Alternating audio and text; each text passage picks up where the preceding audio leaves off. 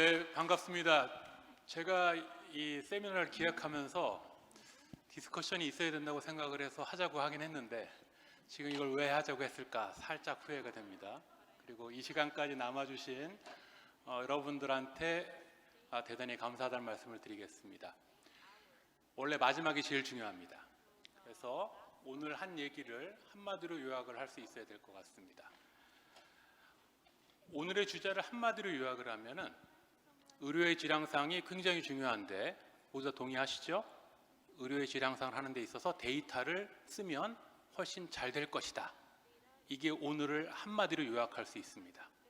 그래서 첫 번째 세션에서는 의료질 향상을 위한 보건의료 데이터 체계라는 주제를 가지고 OECD의 니클라우진가 박사하고 그다음 WHO의 루디 국장님께서 기조연설을 해주셨고, 그 다음에 세션 1에서는 영국, 덴마크 그리고 한국의 사례를 구체적으로 얘기를 했습니다. 그리고 요 두 번째 세션에서는 이 보건의료 데이터를 이용해서 그러면 이스쿠와 OECD 그리고 WHO에서는 어떻게 생각을 하고 있고, 그 다음에 우리 대표인 히라의 이제 최영준 위원님께서는 우리 얘기를 해서 정리가 된 겁니다. 그럼 뭐 하루 종일 있었는데 결국 제가 정리한 건 2분이 안 됩니다. 그렇죠? 자, 그래서 이 토론이 토론답지 않으면 토론을 그렇다고 해서 막 디스커션이 세게 갈 수는 없어. 시간이 어차피 5시 45분에 무조건 끝나야 되기 때문에 제가 키워드를 가지고 이제 질문을 드릴 겁니다. 제가 이해한 거로 말씀을 드리면 네 분의 발표에 공통적으로 들어가 있는 표현이 뭐냐면 페이션트 센터드니스가 들어 있습니다. 그리고 그 안에 환자 경험 평가가 굉장히 중요하다. 페이션트 익스피리언스 굉장히 중요하다고 얘기를 하고 있고, 그 다음에 케어 퀄리티, 그 다음에 베리어, 이런 얘기들이 나옵니다. 그래서 오늘 이 디스커션은 어떤 주제에 대해서 이 연자분끼리 다 얘기를 하는 게 아니라 좌장인 제가 지정해서 질문을 하고 답을 받는 식으로 해서 시간을 제가 정확하게 맞추는 것을 목표로 하겠습니다. 그럼 먼저 우리 닥터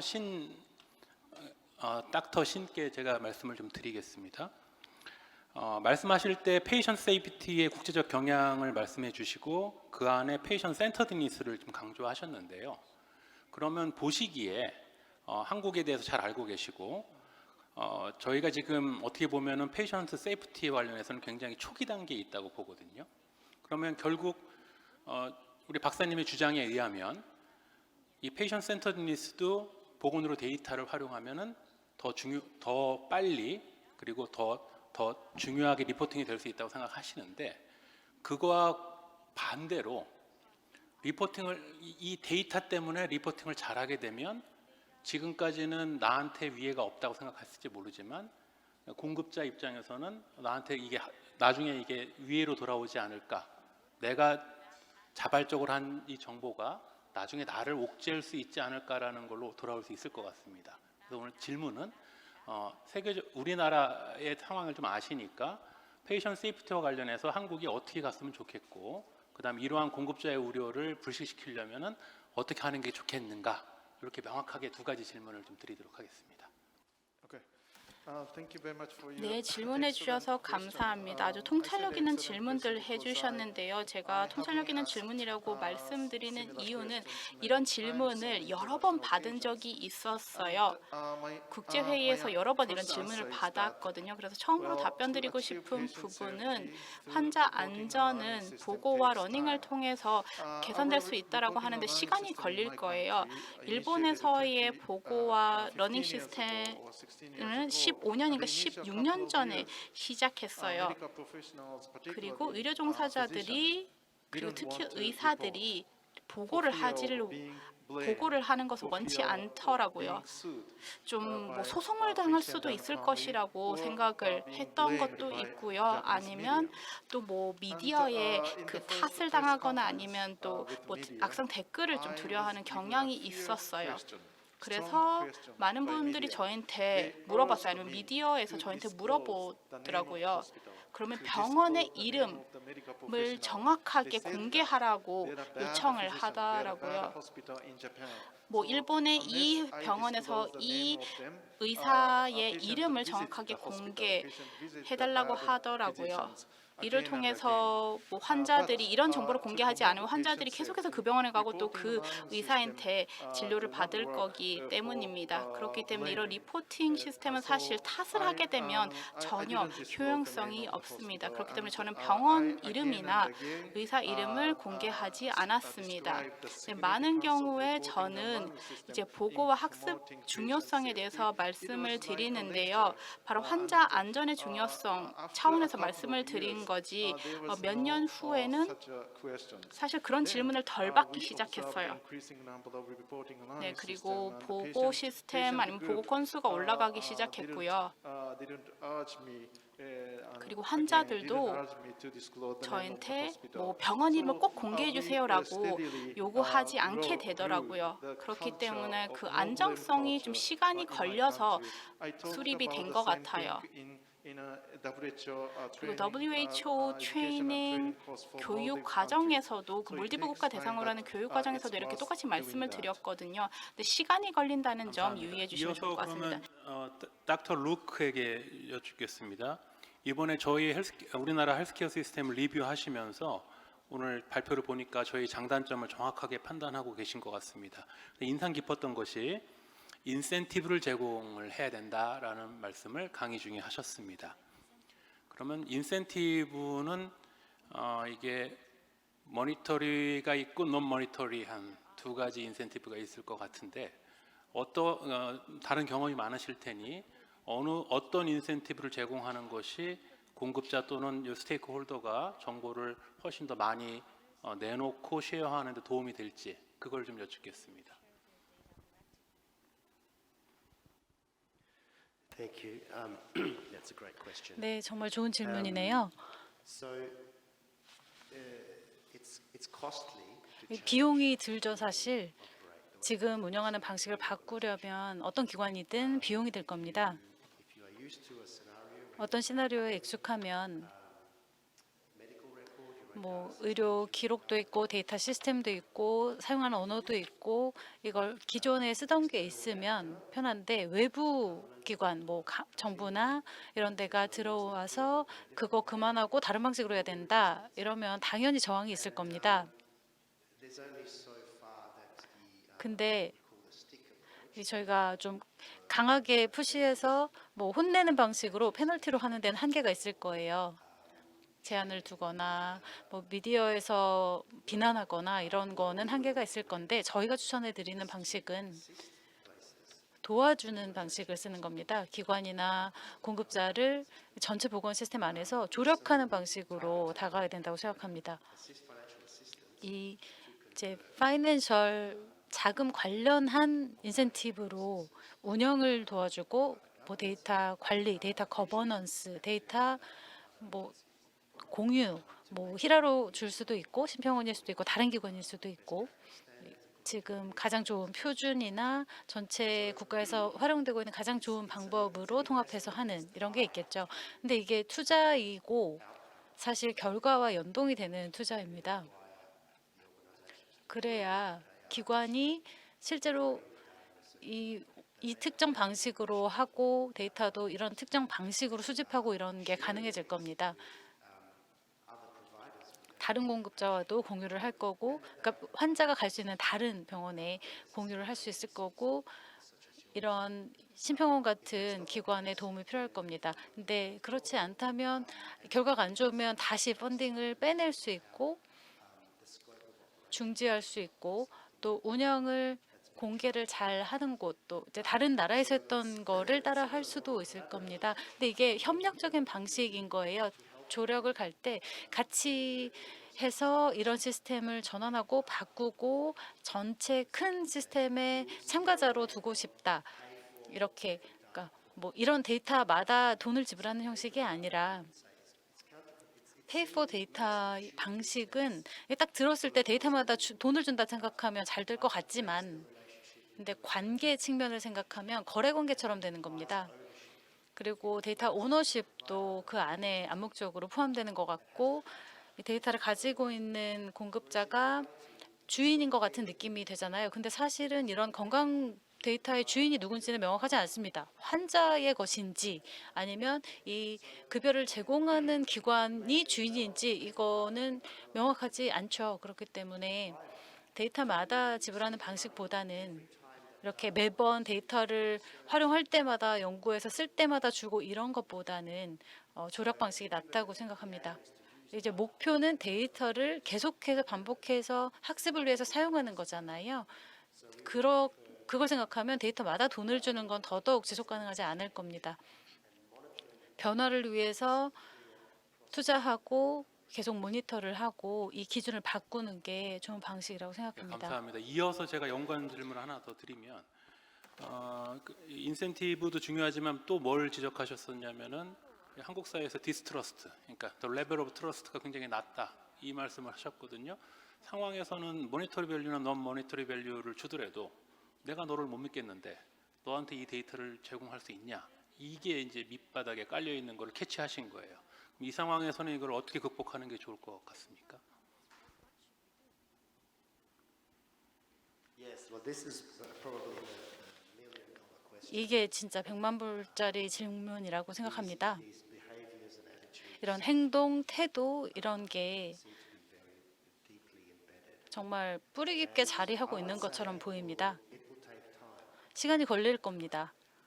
and it needs to be 그리고 based around a common strategy. 이 공통 전략을 생각해 보면요, 국가 전략 이런 걸 생각하면 아마 국가 전략이 제일 위에 있고 제한 사항이 거기서 나올 텐데 목표가 있죠. 국가 전략 목표가 있고 달성하고자 하는 바가 있고 국가 차원에서 보건 시스템 전체가 달성하고 싶은 게 있고 그리고 로드맵도 만들어야죠. 이 로드맵은 바로 목표에 달성하자 이런 게 아니라 아마 가는 중간중간에 목표 지점이 있을 겁니다. 그러니까 좀 할 수 있는 정도로 쪼개서 목표를 설정하는 거가 제일 좋은 방법이라고 생각하고요. 저희 리포트에도 나와 있는데 새로운 기관을 만들거나 뭐 새로운 역할을 만들 때 모든 이해관계 당사자가 참여를 할 수 있는 방법을 열어놔야 합니다.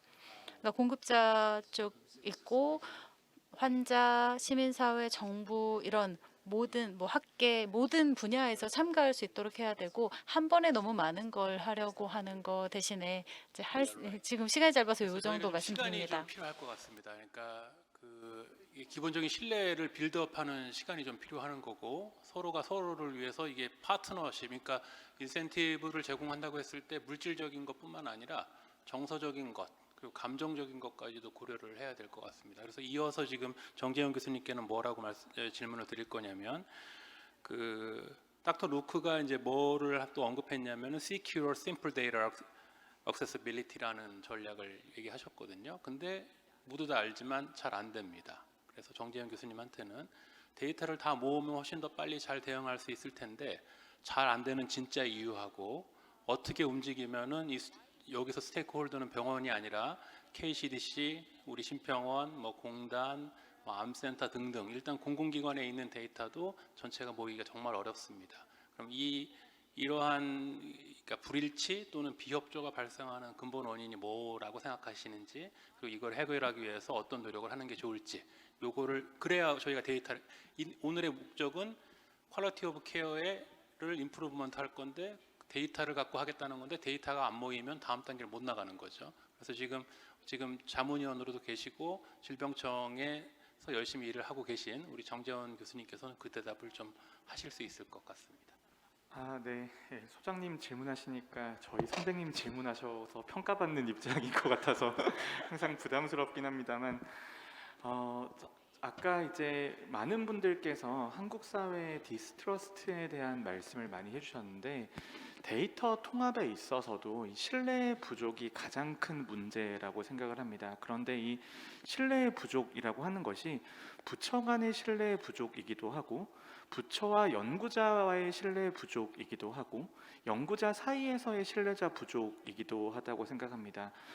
지금은 자료를 제공하는 기관과 자료를 쓸 수 있는 사람들이 매우 분리가 되어 있는 상황이고, 그리고 자료라고 하는 것도 굉장히 조각조각 나 있어서 저희가 쓰려면 그것들을 다 모아야 되는 상황인데, 그거를 모으는 과정으로 제가 정말 많이 이제 1년 동안 노력을 해봤습니다만, 첫 번째는 뭐냐 하면 부처 간에 누가 주도권을 가질 것인가에 대한 부분인 것 같습니다. 그리고 이 자료를 가지게 되었을 때 분석과 분석의 성과물은 어떻게 나눌 것인지에 대한 현실적인 문제가 있고, 그리고 분명 이제 동등한 데이터의 규모라고 하지만 데이터의 규모가 크게 차이가 나고, 예를 들어서 질병청이 가지고 있는 데이터가 지금 전 국민 모두 축적된 걸 모아도 5GB 정도거든요.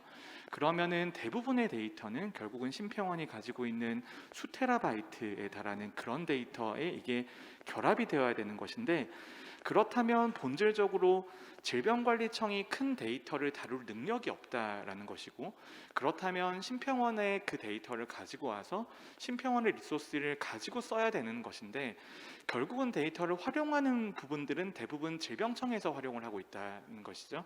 그렇다면 고생은 이제 다른 기관이 하는데 그 성과물은 다른 쪽이 가져가는 것이 아닌가라는 거에 대한 뿌리 깊은 오해가 첫 번째 이유라고 생각을 하고요. 두 번째는, 그렇다면 질병청 또는 심평원이 자체적인 연구 역량만으로 뛰어난 결과를 낼 수 있냐? 저는 그것도 상당히 부족하기 때문에 결국 외부 연구자들의 도움을 받을 수밖에 없다라고 보는데요. 그런데 외부 연구자들 안에서도 다 누구나 이 데이터를 다 쓰고 싶죠. 그런데 그 데이터 중에서 누가 먼저 쓸 것인가, 누가 어떠한 주제를 가져갈 것인가에 대한 논란들도 있었고, 그리고 그런 문제들이 우리나라가 팬데믹 초기에 굉장히 많은 환자를 가지고 있음에도 불구하고 좋은 데이터가 나오지 않은 이유라고 생각을 하거든요. 이런 신뢰 부족을 어떻게 해결할 수 있을 것인가가 매우 중요한 부분인데, 이거는 저는 일단 해보는 게 중요하다고 생각을 합니다. 일단 하면서 서로 맞춰 나가고, 그 다음에 몇 가지 모자란 부분들에 대한 해결이 중요하다고 보는데요. 근데 당장은 좀 실용적이고 당장 할 수 있고 정책적으로 도움이 되는 몇 가지 주제들에 대해서만 먼저 해보는 것도 저는 매우 도움이 될 거라고 생각을 합니다. 지금 현장에서 가장 큰 문제 중에 하나는 팍슬로비드나 라게브리오처럼 경구용 치료제를 국민들에게 무상으로 공급을 하고 있는데, 여기에 효과나 이상 반응에 대한 데이터는 결국은 심평원을 통하지 않으면 나오지 못하는 상황이거든요.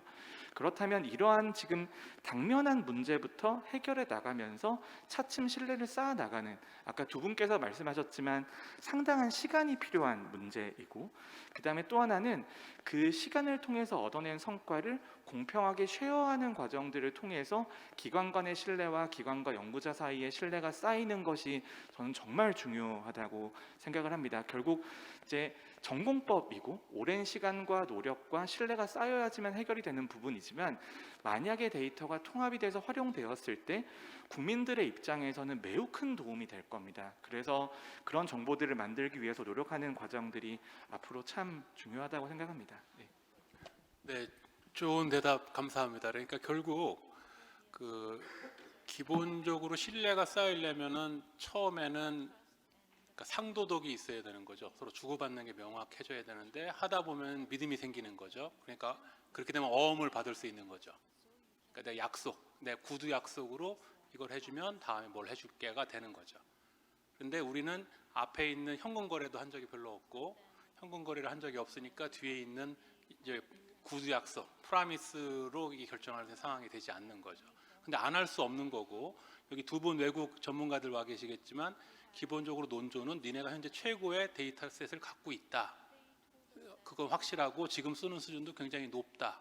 근데 앞으로 더 잘할 수 있는데 조금 더 노력해 보지 않겠니? 라고 저는 생각을 하거든요. 그러니까 그런 면에서는 뭐 제가 지금 히라에 소속돼 있긴 하지만 저희 히라나 뭐 NHIS나 그다음 질병청이나 이건 충분히 그 암센터 등등이 전체가 다 모여서 움직일 수 있는 거를 시도해 볼 만하다 이렇게 생각을 합니다. 그래서 이어서 지금 제가 지금 저기 우리 최영준 위원님께는 지금 질문을 조금 안 드리고 있는 이유가 같은 식구라 생각해서 좀 마지막으로 미루고 있는 거고요. 그래서 지금 신박한 아이디어를 낸 게 뭐냐면, 히라에서 페이션트 익스피리언스 관련해서 환자 경험 평가를 하고 있는데, 이걸 지금 SNS로 하겠다고 지금 한 겁니다. 그래서 제가 일단 외국 연자님께 여쭙겠습니다. 그러니까 페이션트 익스피리언스 서베이를 페이스북이나 틱톡이나 지금 이걸로 하겠다는 거거든요. 이러한 사례가 있는지, 만약 이렇게 했을 경우에 문제가 없을 것인지를 제가 닥터 로크하고 닥터 신께 먼저 여쭙고, 그 다음에 요거와 관련돼서 저 심평원의 입장이 어떤지를 우리 최영준 위원님께 연관해서 릴레이로 질문을 하도록 하겠습니다. 어떻게 생각하십니까, 닥터 신? 데이터 수집, 환자 경험 조사를 SNS를 통해서 하는 방식을 여쭤보시는 거죠. 네, 뭐 틱톡이나 페이스북을 이용해서 이메일을 보내서 네, 이렇게 조사하는 거에 대해서 어떻게 생각하시나요? 사실 일본에서는 이런 경우는 없던 것 같아요. 국가 차원에서는 하지 않았는데요. 어떤 메디케이션 테라피, 뭐 예를 들어서 항암 치료 예선은 하는 것으로 알고 있어요. 뭐 환자가 좀 다르게 느껴지시나요?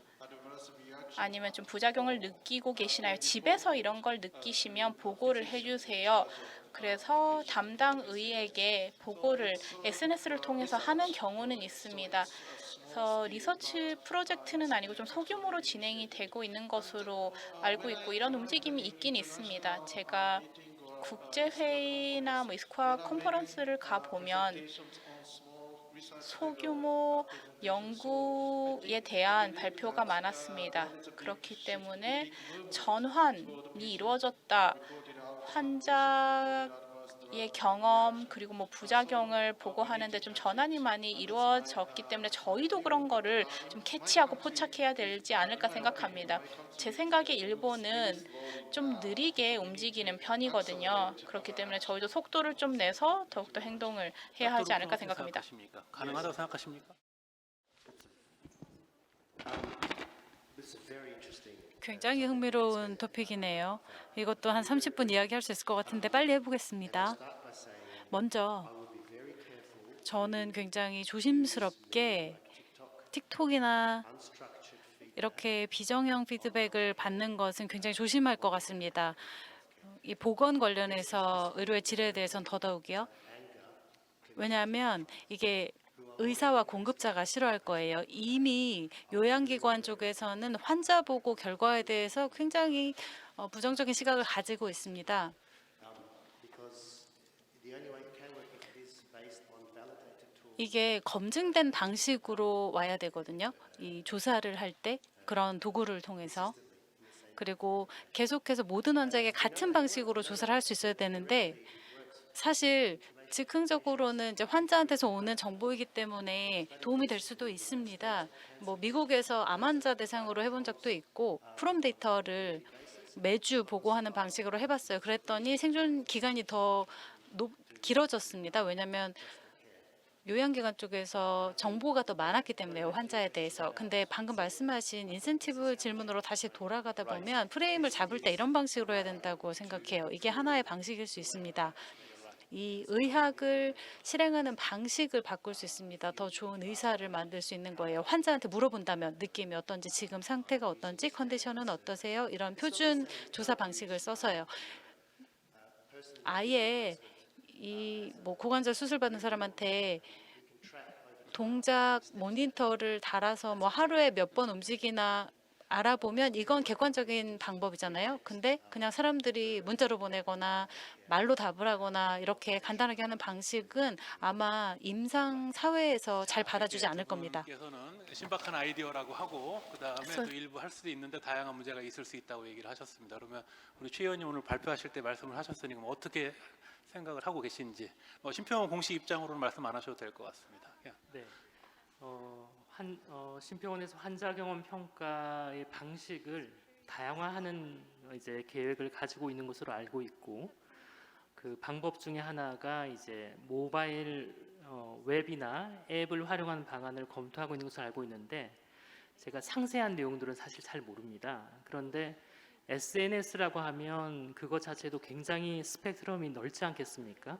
예를 들어서 이제 메신저 같은 서비스까지 포괄하는 경우도 있고, 또 페이스북이나 틱톡 같은 다중에게도 노출될 수 있는 이제 그야말로 소셜 네트워크 서비스일 수도 있어서, 예, 어떤 방식일지가 궁금한데 개인적으로는 아마 기존의 고식적인 전화 설문을 통해서 환자들의 솔직한 응답을 얻기가 어려운 면도 있고 또 이 전화 방식 자체의 응답률 문제도 있어서 다양한 방식으로 응답자의 편의성을 이제 높이기 위한 방안 모색을 하는 것 같습니다.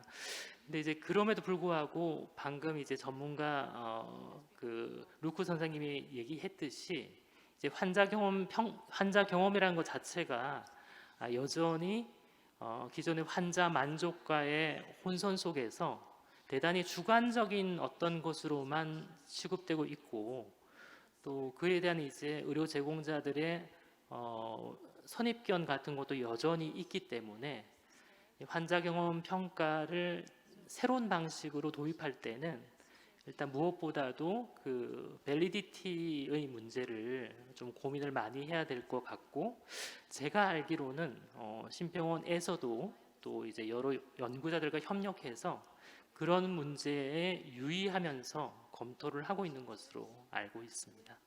그리고 루크 선생님이 지금 한 말씀 더 하시고 싶으신 것 같습니다. I just want to clarify.